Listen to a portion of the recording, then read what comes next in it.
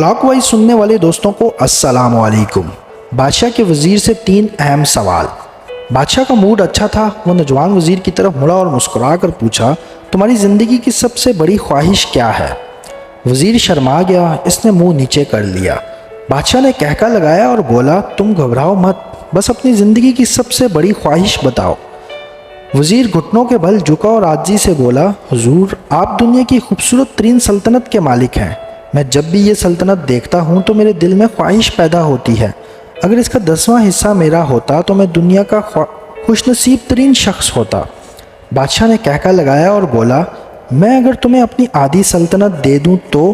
وزیر نے گھبرا کر دیکھا اور عاجزی سے بولا، بادشاہ سلامت، یہ کیسے ممکن ہے؟ میں اتنا خوش نصیب کیسے ہو سکتا ہوں؟ بادشاہ نے فوراً 2 احکامات لکھنے کا حکم دیا۔ پہلے حکم میں اپنی آدھی سلطنت نوجوان وزیر کے حوالے کرنے کا فرمان جاری کیا، دوسرا حکم وزیر کا سر قلم کرنے کا تھا۔ وزیر دونوں احکامات پر حیران رہ گیا۔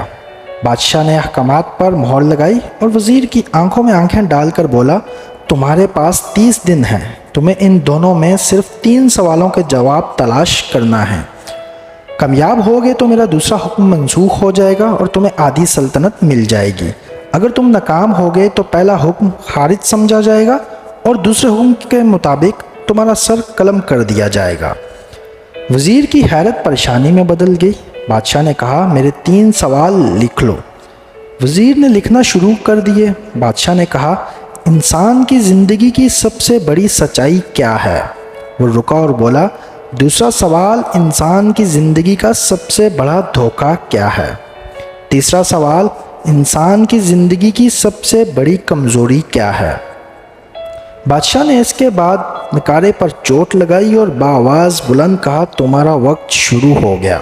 وزیر نے دونوں پروانے اٹھائے اور دربار سے دوڑ لگا دی۔ اس نے اس شام ملک بھر کے دانشور، ادیب، مفکر، ذہین لوگ جمع کیے اور سوال ان کے سامنے رکھے۔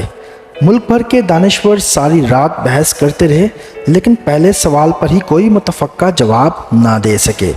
وزیر نے دوسرے دن دانشور بڑھا دیے، لیکن نتیجہ وہی نکلا۔ وہ آنے والے دنوں میں لوگ بڑھاتا رہا، مگر اسے کوئی تسلی بخش جواب نہ مل سکا، یہاں تک کہ وہ مایوس ہو کر دارالحکومت سے باہر نکل گیا۔ وہ پورے ملک میں پھرتا رہا، شہر شہر، گاؤں گاؤں کی خاک چھانتا رہا۔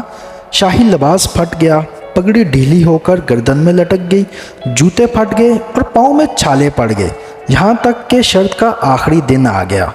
اگلے دن اس نے دربار میں پیش ہونا تھا۔ وزیر کو یقین تھا یہ اس کی زندگی کا آخری دن ہے، کل اس کی گردن کاٹ دی جائے گی اور جسم شہر کے مرکزی پل پر لٹکا دیا جائے گا۔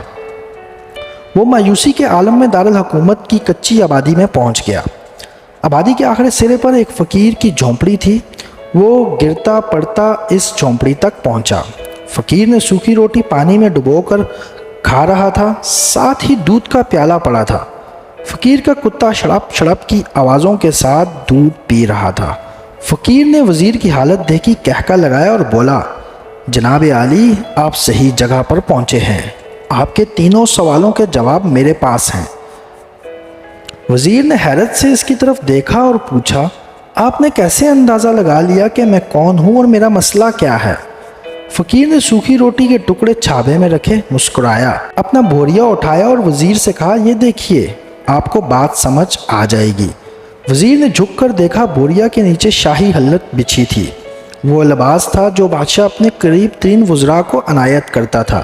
فقیر نے کہا، جناب عالی، میں بھی کبھی اس سلطنت کا وزیر تھا، میں نے بھی ایک بار آپ کی طرح بادشاہ سے شرط لگانے کی غلطی کی تھی، نتیجہ آپ خود دیکھ لیجئے۔ فقیر نے اس کے بعد سوکھی روٹی کا ٹکڑا اٹھایا اور دوبارہ پانی میں ڈبو کر کھانے لگا۔ وزیر نے دکھی دل سے پوچھا، کیا آپ بھی جواب تلاش نہیں کر سکے تھے؟ فقیر نے کہکا لگایا اور جواب دیا، میرا کیس آپ سے مختلف تھا، میں نے جواب ڈھونڈ لیے تھے اور بادشاہ کو بتا بھی دیے تھے، لیکن اس کے باوجود آدھی سلطنت کا پروانہ پھاڑا، بادشاہ کو سلام کیا اور اس جھونپڑی میں آ کر بیٹھ گیا، جب سے میں اور میرا کتا دونوں مطمئن زندگی گزار رہے ہیں۔ وزیر کی حیرت بڑھ گئی، لیکن یہ سابق وزیر کی حماقت کے تجزیے کا وقت نہیں تھا، جواب معلوم کرنے کی گھڑی تھی۔ چنانچہ اس نے فقیر سے پوچھا، کیا آپ مجھے سوالوں کے جواب دے سکتے ہیں؟ فقیر نے ہاں میں گردن ہلا کر جواب دیا، میں پہلے 2 سوالوں کا جواب مفت دوں گا، لیکن تیسرے جواب کے لیے تمہیں قیمت ادا کرنا ہوگی۔ وزیر کے پاس شرط ماننے کے سوا کوئی چارہ نہیں تھا۔ اس نے فوراً ہاں میں گردن ہلا دی۔ فقیر بولا، دنیا کی سب سے بڑی سچائی موت ہے۔ انسان کوئی بھی ہو، کچھ بھی ہو، وہ اس سچائی سے نہیں بچ سکتا۔ وہ رکا اور بولا، انسان کی زندگی کا سب سے بڑا دھوکہ زندگی ہے۔ ہر شخص زندگی کو دائمی سمجھ کر اس کے دھوکے میں آ جاتا ہے۔ فقیر کے دونوں جواب ناقابل تردید تھے۔ وزیر سرشار ہو گیا۔ اس نے اب تیسرے جواب کے لیے فقیر سے شرط پوچھی۔ فقیر نے کہکا لگایا، کتے کے سامنے سے دودھ کا پیالہ اٹھایا، وزیر کے ہاتھ میں دیا اور کہا، میں آپ کو تیسرے سوال کا جواب اس وقت تک نہیں دوں گا جب تک آپ یہ دودھ نہیں پیتے۔ وزیر کے ماتھے پر پسینہ آ گیا۔ اس نے نفرت سے پیالہ زمین پر رکھ دیا۔ وہ کسی قیمت پر کتے کا جھوٹا دودھ نہیں پینا چاہتا تھا۔ فقیر نے کندھے اچکائے اور کہا، تمہارے پاس اب دو رستے ہیں، تم انکار کر دو اور شاہی جلاد کل تمہارا سر اتار دے، یا پھر تم یہ دودھ پی لو اور تمہاری جان بھی بچ جائے اور تم آدھی سلطنت کے مالک بھی بن جاؤ گے۔ فیصلہ بہرحال تمہیں کرنا ہے۔ وزیر سوچ میں پھنس گیا۔ ایک طرف زندگی اور آدھی سلطنت تھی، دوسری طرف کتے کا جھوٹا دودھ تھا۔ وہ سوچتا رہا یہاں تک کہ جان اور مال جیت گیا۔ وزیر نے پیالہ اٹھایا اور ایک ہی سانس میں دودھ پی گیا۔ فقیر نے کہکا لگایا اور بولا، میرے بچے، انسان کی سب سے بڑی کمزوری غرض ہوتی ہے جو کتے کا جھوٹا دودھ تک پینے پر مجبور کر دیتی ہے، اور یہ وہ سچ ہے جس نے مجھے سلطنت کا پروانہ پھاڑ کر اس جھونپڑی میں بیٹھنے پر مجبور کر دیا۔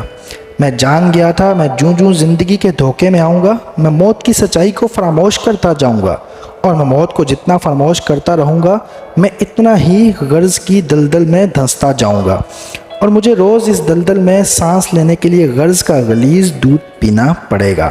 لہٰذا میرا مشورہ ہے، زندگی کی ان تینوں حقیقتوں کو جان لو، تمہاری زندگی اچھی گزرے گی۔ وزیر شرمندگی اور خود ترسی کا تحفہ لے کر فقیر کی جھونپڑی سے نکلا، محل کی طرف چل پڑا۔